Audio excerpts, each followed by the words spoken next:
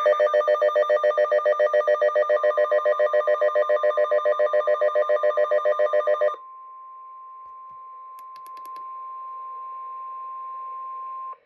National Weather Service in Denver has issued a severe thunderstorm warning for northwestern Elbert County until 6:15 p.m. At 5:41 p.m. Mountain Daylight Time, a severe thunderstorm was located 5 miles south of Kiowa, or 39 miles west of Lemon, moving east at 15 miles an hour. Hazard, quarter-size hail. Source, radar indicated. Impact, damage to vehicles is expected. Locations impacted include Kiowa and Fondus. Seek shelter inside a well-built structure and stay away from windows. The storm is capable of producing large hail.